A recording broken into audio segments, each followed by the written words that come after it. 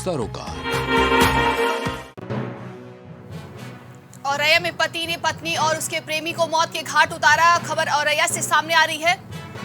दोनों को आपत्तिजनक हालत में देखने पर वारदात को दिया अंजाम। खबर औरैया से है। ईंट से दोनों के सिर कुचल की नृशंस हत्या। बड़ी खबर औरैया से सामने आ रही है। घटना को अंजाम देने के बाद खुद बुलाई पुलिस।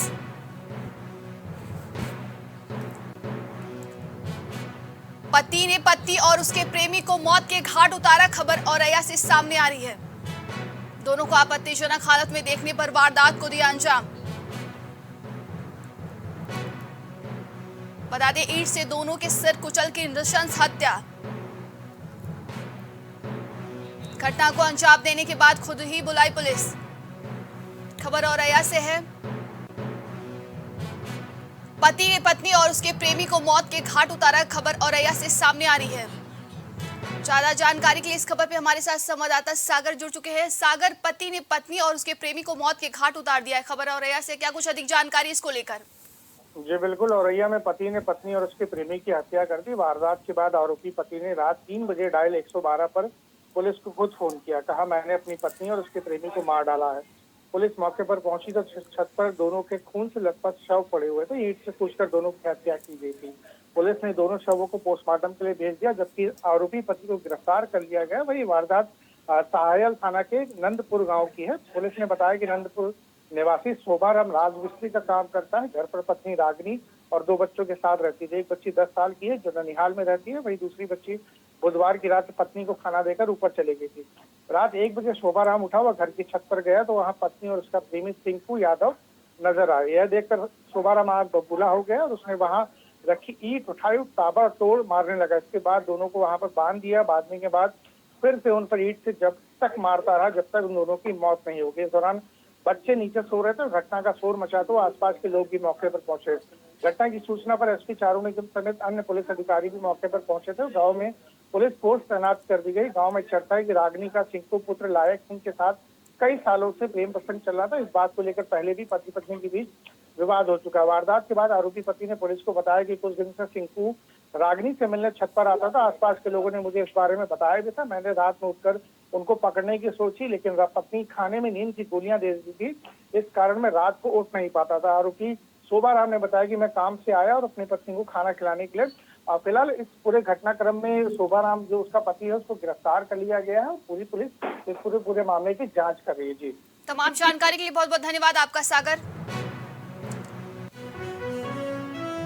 लखनऊ में किशोरी से रेप के बाद हत्या का मामला सामने आया है। खबर लखनऊ से है, जहां किशोरी से रेप के बाद हत्या कर दी गई। इंदिरा नगर के तकरोही में किशोरी से दुष्कर्म के बाद हत्या। खबर लखनऊ से है। पुलिस जल्द कर सकती है चौंकाने वाला खुलासा। बड़ी खबर लखनऊ से सामने आ रही है। किशोरी के परिवार ने पड़ोस में रहने वाले किशोर पर हत्या और दुष्कर्म का लगाया था आरोप। किशोर को पुलिस ने हिरासत में लेकर भेज दिया था बाल सुधार गृह।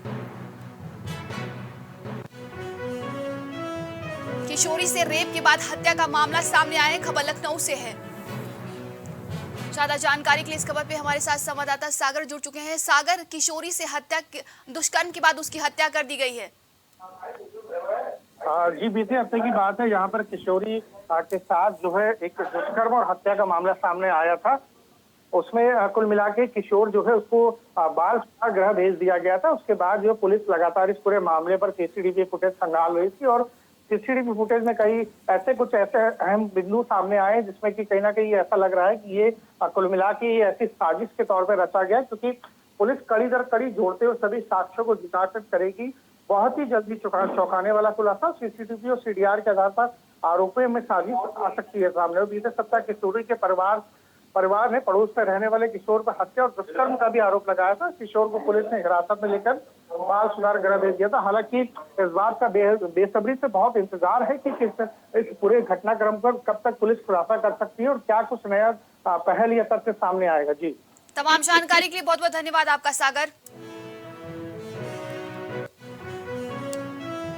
गैंगस्टर जीवा हत्याकांड का मामला खबर लखनऊ से है। एसआईटी जांच की मियाद हुई पूरी, लेकिन एसआईटी की जांच रही अधूरी। जीवा हत्याकांड का मामला शुरुआती जांच में कोर्ट की सुरक्षा में भारी चूक की हुई पुष्टि। खबर लखनऊ से है। एसआईटी की जांच में कई पहलू अधूरे होने के कारण रिपोर्ट पेश करने में लग सकता है अभी समय। कोर्ट परिसर में कैमरों के खराब होने के जिम्मेदारों को जांच के दायरे में लाया गया है। जीवा हत्याकांड मामले को लेकर तमाम पूछताछ की जा रही। बिहार के मुंगेर से रिवॉल्वर खरीदना और नेपाल कनेक्शन बना हुआ है मुख्य बिंदु। पति ने तेजाब फेंककर चेहरा जलाने की दी धमकी। खबर लखनऊ से है। पत्नी की पिटाई कर बच्चों के साथ घर से निकाला था बाहर। पत्नी की तहरीर के आधार पर पुलिस ने किया पति के खिलाफ रिपोर्ट दर्ज। जेसीपी लॉ एंड ऑर्डर से पीड़िता ने की थी पूरे मामले की शिकायत। पति दहेज को लेकर करता था प्रताड़ित। खबर लखनऊ से सामने आ रही है, जहां पर पति ने पत्नी को तेजाब फेंकने की धमकी दी है। जेसीपी के आदेश के बाद आशियाना कोतवाली में दर्ज हुआ मुकदमा।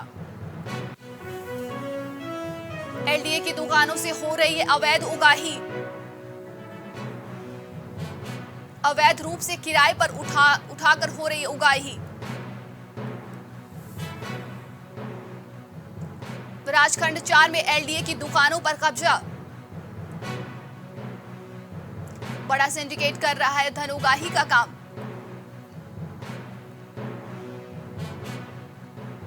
एलडीए के अफसर अवैध रूप से करा रहे कब्जा। विभिन्न योजनाओं के खाली पड़े आवास पर कब्जा। फ्लैट और दुकान पर अवैध रूप से करा रहे कब्जा। एलडीए के इंजीनियरों अफसरों का खेल। गोमती नगर के विराज खंड 4 का पूरा मामला है।